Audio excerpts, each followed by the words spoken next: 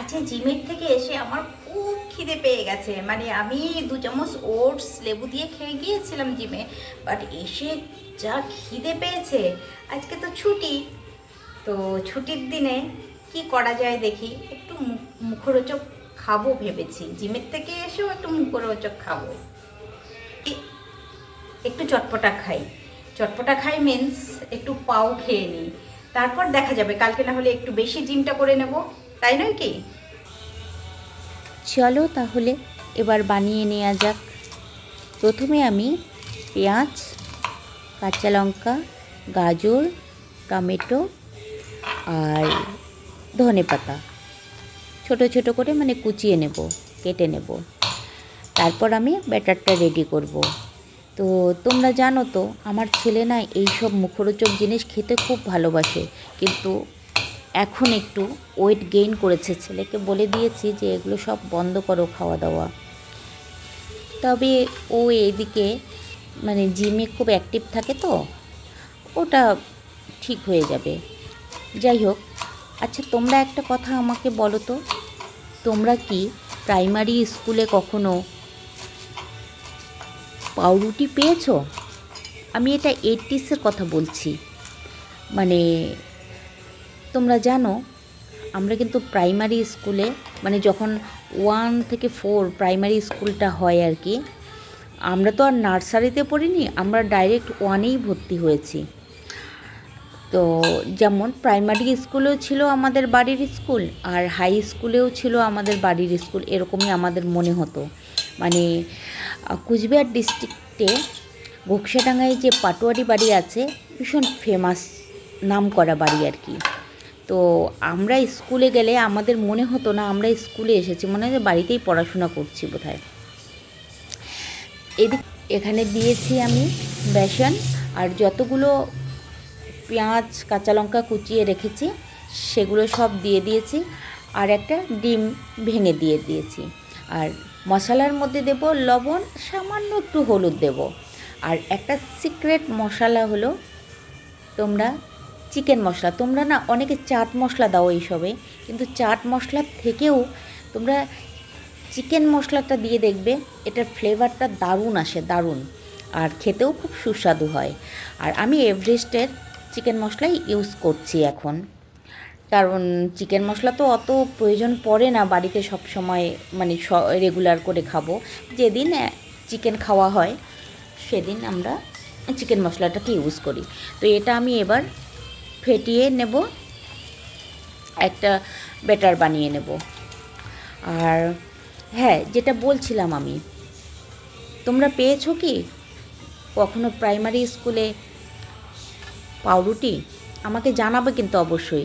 আমরা কিন্তু 1 থেকে 4 অবধি যা পড়েছি তখন আমরা পাউরুটি পেয়েছি কিন্তু স্কুলে। আর এখন তো হ্যাঁ মিড ডে মিল দেয়, কিন্তু আমাদের সময় পাউরুটি দিত।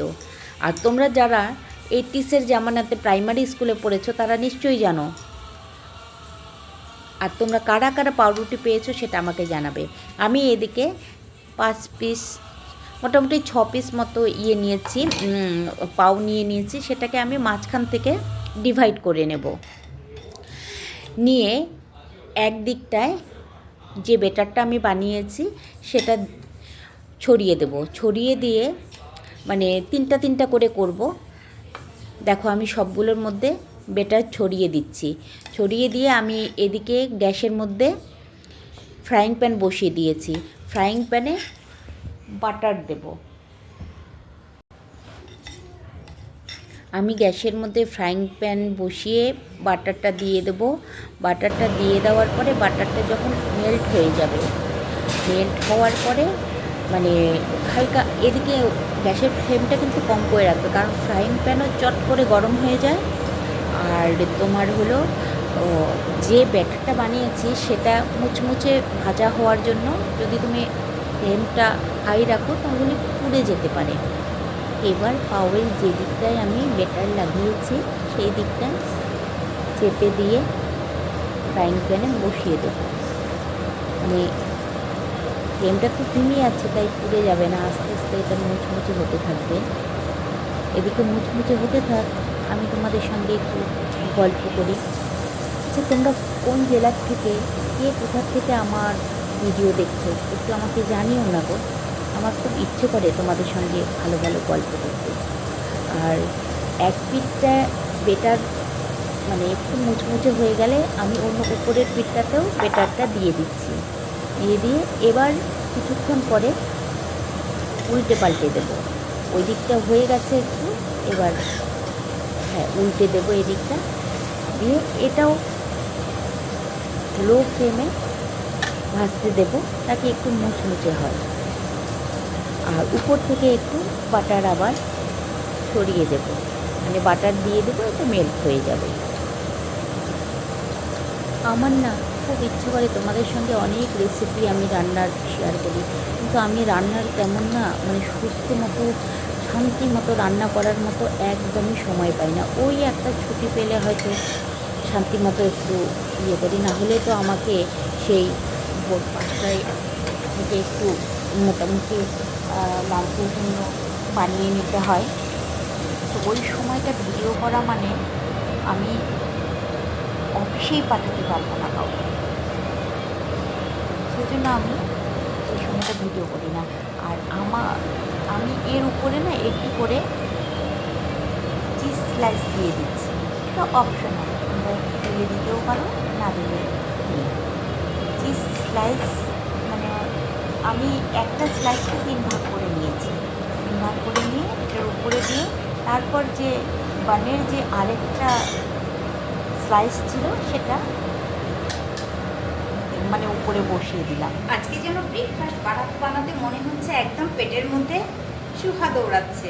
সত্যি সত্যি মানে জিম থেকে এসে আমার এত খিদে পেয়েছে, এত খিদে পেয়েছে, আমি ভাবলাম যে এখন আমি মানে এটা কি বলবো বলো তো, এটা একটা মুখরোচক কি বলে পাও, ঠিক আছে? অনেকে অনেকভাবে বানায়, আমি একটু ট্রাই করলাম, অনেকভাবে খাওয়া হয়, একটু ট্রাই করলাম আজকে এরকম করে। তো দেখি এবার চলো কি হচ্ছে। এটা একদম ভেতর থেকে এবং দু সাইড থেকে একদম মুচমুচে হয়ে গেছে। আমি এবার প্লেটের মধ্যে গরমা গরম সার্ভ করে নেব। আর যেহেতু আমি আজকে এত মুখরোচক খাচ্ছি, মনে মনে ভাবলাম যে একটু মিষ্টি চাই, মানে মিষ্টি দিয়ে চা কেন নয়। তো আমি একটু চায়ের জল বসিয়ে দিচ্ছি। হলো এত মুখরোচক খাওয়া যখন হয়ে গেল, তখন আমি একটু চাও বানিয়ে নিই। হ্যাঁ, দুধ চা তো আমি খেতে পারি না, তবে আজকে লাল চাই মিষ্টিটা বানাবো।